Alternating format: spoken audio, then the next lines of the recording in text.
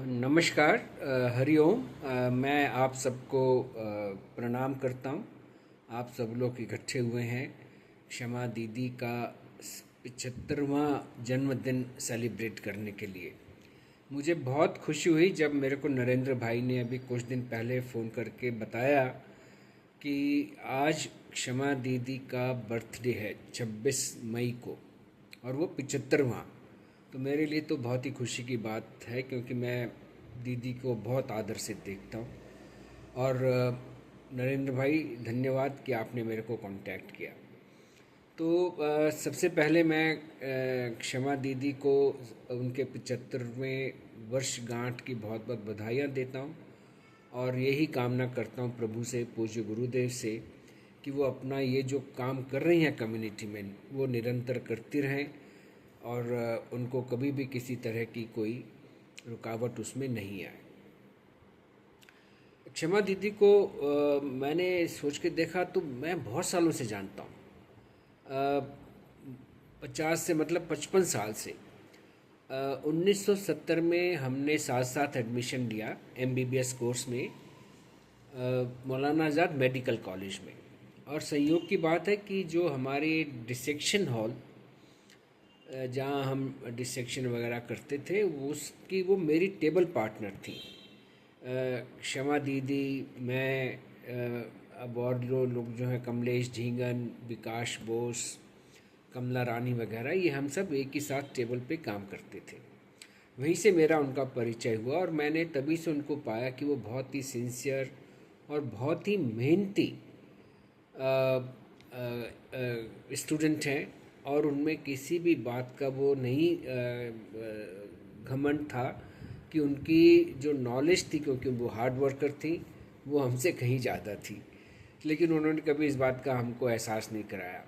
और कभी कभी वो इतने, उसके बाद भी वो अपनी और भी जो, जिसे हम कहते हैं लाइटर मोमेंट्स, उसकी भी बात करती थी। जैसे मैं आपको बताऊं कि उस समय की बहुत बहुचर्चित फिल्म है राजेश खन्ना साहब की, आनंद, जिसमें राजेश खन्ना ने एक ल्यूकीमिया से ग्रस्त पेशेंट की भूमिका निभाई है। और उन्होंने बताया हमको एक बार बात करते करते कि वो उसको पता नहीं 15-20 बार देख चुकी थी, जब हमने एक आध बार देखी थी। ऐसा हुआ कि जो मौलाना आज़ाद मेडिकल कॉलेज है, उसके बिल्कुल आधा किलोमीटर दूर पर गोलचा सिनेमा हुआ करता था, शायद अब भी होगा। उस गोलचा सिनेमा में आनंद कई महीनों तक चलती रही। और ये दीदी और उनके जो फ्रेंड्स थी, जब भी वो उनको थोड़ा सा बोरियत होती, पढ़ते पढ़ते थक जाती, तो पिक्चर देखने चली जाती थी।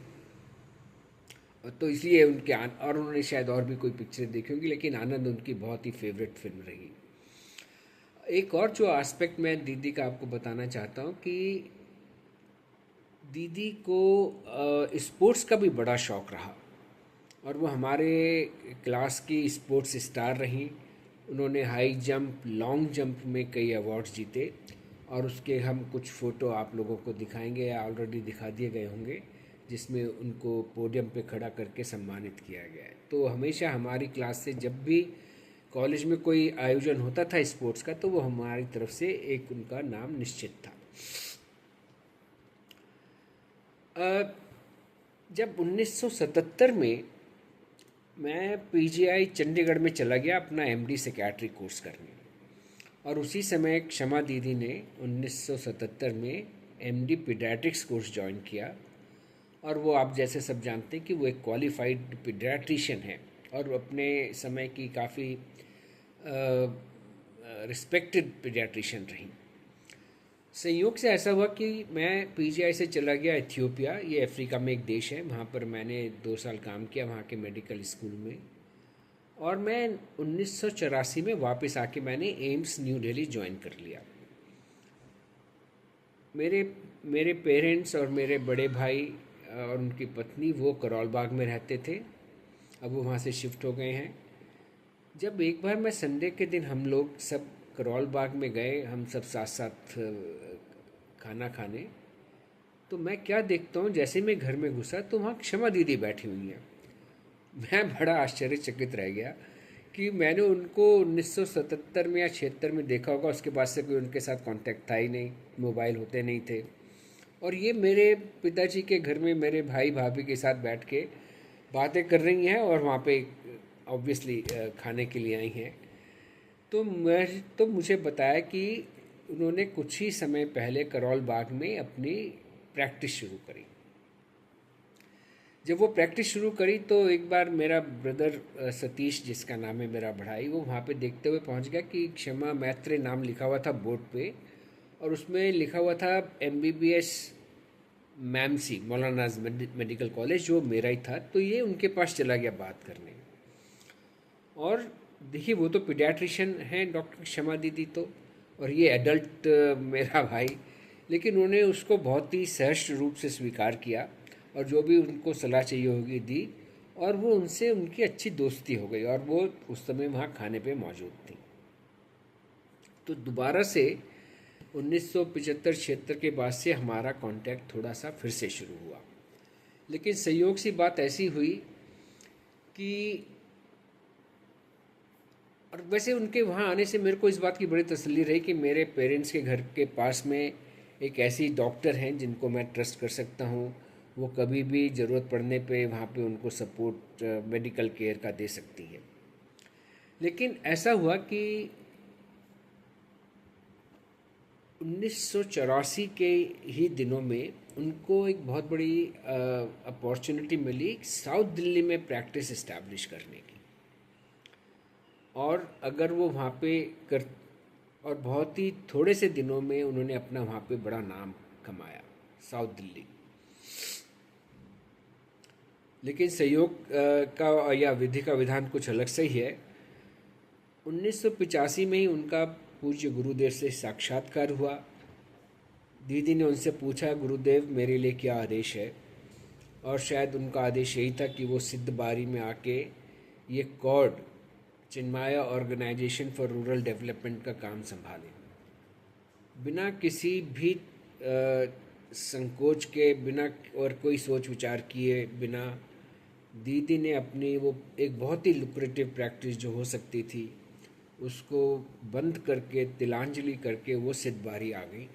और 1985 से, मतलब कि 40 साल से वो इसी कार्य में रत हैं, जिसमें उन्होंने एक नए आयाम पैदा किए हैं कि जो कम्युनिटी में जो भी डिप्राइव्ड, अनप्रिविलेज्ड जो लोग हैं, स्पेशली महिलाएं, बच्चे, उनको कैसे वो स्वावलंबन के रास्ते पे चल के उनको उनकी जीविका आगे चलाने में मदद करें। और ये आप तो सभी जानते हैं उनका काम, और ये हमने खुद आके देखा, मेरे और भी दूसरे साथियों ने भी आके देखा कि दीदी का वहाँ पे कैसे काम है। और वो 24 घंटे 7 दिन साल के 12 महीने वो काम करती हैं। बहुत उसके बारे में फिर मैंने जो वहाँ पे केसेस देखे, मैंने उसके बारे में कुछ कुछ लिखा भी अपने ग्रुप में। दीदी को मैंने एक तो ये देखा कि वो कितना इनोवेटिव ढंग से किसी भी क्षेत्र में क्या करना चाहिए, उसकी बड़ी उनकी बहुत ही अनोखी उनकी अप्रोच है। और जिसकी अप्रोच और जिसको देखते हुए वहाँ के में कई प्रोजेक्ट चल रहे हैं। और वहाँ पे नहीं, उन्होंने जो उड़ीसा में वहाँ के सूखे पड़े हुए कुओं को जो उन्होंने दोबारा से जीवित करने का जो प्लान बना के और उसको उनको जीवित कराया, ये भी अपने आप में एक बहुत बड़ी उपलब्धि है।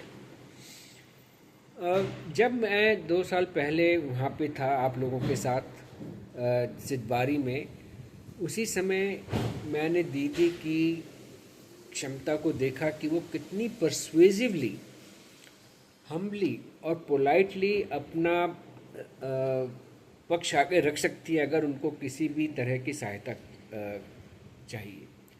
एक वहाँ के ब्रिटेन के फिलैंथ्रोपिस्ट वहाँ आए हुए थे, वो दीदी का काम देखना चाहते थे, कॉर्ड के बारे में जो प्रोजेक्ट्स चल रहे थे वो देखना चाहते थे। और दीदी ने हमारे सामने जो उनके सामने अपना पक्ष प्रस्तुत किया कि अगर वो हमको कॉर्ड को डोनेशन देंगे तो हम आगे क्या क्या काम करेंगे।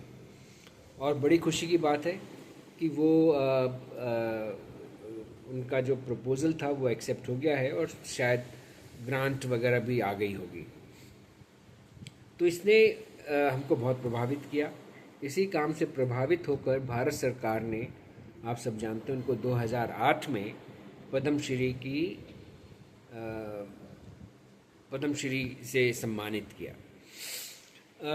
एक और जो बात मैं बताना चाहता हूँ कि इस सब के इतना बड़ा ओहदा करते हुए भी दीदी ने अपने ग्रुप में, मतलब जो 1970 में उनके साथी लोग थे, हम लोग हैं, उनका साथ नहीं छोड़ा। उनमें कभी भी ये भावना नहीं आई कि भाई ये तो साधारण लोग हैं जो माया के पीछे घूमते हैं और मैं तो एक बहुत ऊंची पदवी पर हूँ और मैं इन सब में नहीं होती हूँ। जब भी हम लोगों का दिल्ली में या दिल्ली से बाहर कोई मिलने का रीयूनियन का प्रोग्राम होता है तो दीदी उसमें आती हैं। और अभी जब हमारी 50वीं सालगिरह, मौलाना आज़ाद मेडिकल कॉलेज के एडमिशन की 50वीं सालगिरह हम लोग सेलिब्रेट कर रहे थे जयपुर में अभी 3 साल पहले, तो दीदी वहाँ पर आईं और उन्होंने हम सबके साथ सारी एक्टिविटीज़ में पार्टिसिपेट किया। मतलब गाना भी गाया और जब लोगों ने उनसे आग्रह किया कि वो थोड़ा सा और कुछ भी आगे बढ़ के कुछ करें तो वो भी करा उन्होंने। और वो आपको शायद आपको कोई वीडियो में या कोई फ़ोटोग्राफ में दिखाई देगा, मैं उसको नहीं कहना चाहता, वो आप खुद ही देखिए। तो ये दीदी की बहुत कुछ जो उनकी पर्सनालिटी है, उनकी काम करने की जो सोच है, शक्ति है, लोगों को साथ में लेके काम कराना और बहुत ही नए तरीके से कराना जो वहाँ पे उस तरफ कभी नहीं हुआ था और जिसकी बहुत ज़रूरत थी, ये बहुत ही प्रभावित करने वाली बात है। हम लोग भी जो सब उनका काम देख के आए वो सब बहुत ही उनको उनसे प्रभावित हैं। वो हमारे ग्रुप की बहुत ही सम्मानित और सम्माननीय सदस्य हैं। और दीदी, मैं आपको फिर से हरिओम प्रणाम करता हूँ और मैं फिर से यही कामना करता हूँ आपके 75वें वर्षगांठ पर कि आप हम सब का मार्गदर्शन करती रहें। आप वहाँ पे जो भी ज़रूरतमंद लोग हैं उनकी सहायता नए नए तरीके से करें ताकि वो अपना आगे जीवन में आत्मनिर्भर बन सकें। और आपको भगवान स्वस्थ रखे, लंबी आयु दे और हम सब आपके साथ चलते रहें। धन्यवाद।